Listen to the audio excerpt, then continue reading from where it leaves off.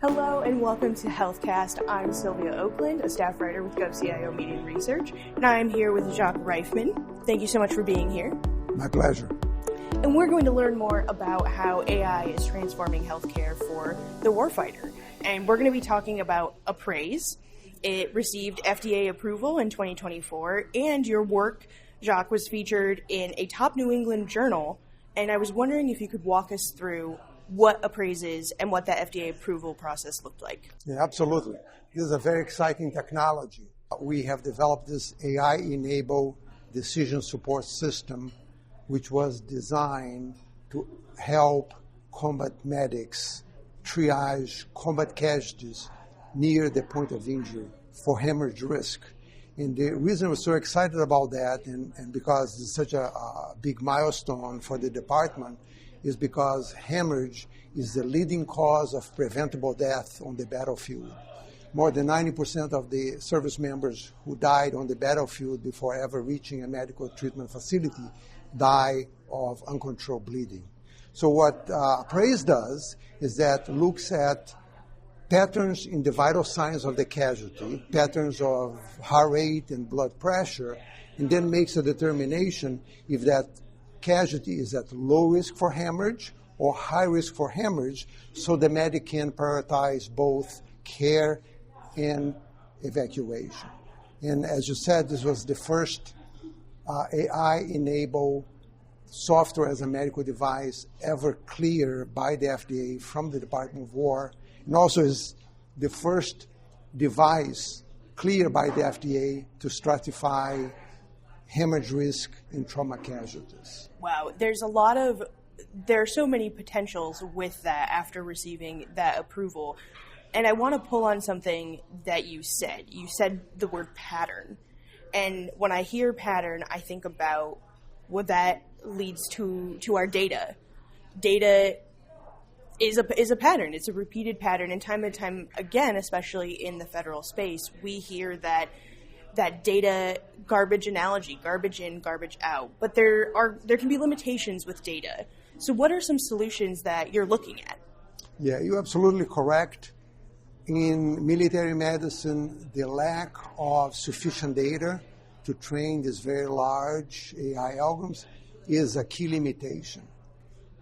For example, when we do studies in a laboratory, the sample size may be 30, maybe 50, 100 if you're lucky, which certainly is not the scale of hundreds and thousands that we may need to train these very large systems. So one technology that we're using to generate data is essentially to use mathematical models that allows us to generate what we call synthetic data, synthetic subjects, if you will, which allows us then to train these very large systems. For example, we are developing what we call physiological engine. These mathematical models allows us to replicate how the vital signs of a human changes when the human is exposed, for example, to the major injuries of war, hemorrhage, and airway obstruction. These models allow us to predict how the vital sign changes when we intervene, for example, do a blood transfusion with whole blood or blood products. Also, we have developed the capability to determine how the vital signs of a human change when we intervene with analgesics, pain medication.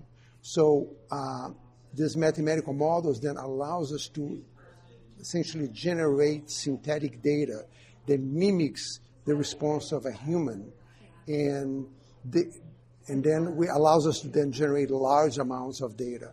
One key element of using mathematical models to generate synthetic data is the validation step. We need to make sure that the predictions do have face validity. So what we do is validate these models to the large extent possible using the existing human data that we have, and also sometimes we rely on studies using large animal model data. Yeah, and so there's a lot of data, but there's these limitations, and we're trying to overcome that. But technology is also moving really fast. The world around us is moving very fast. So how How are you and your team keeping pace with both the technology and the world?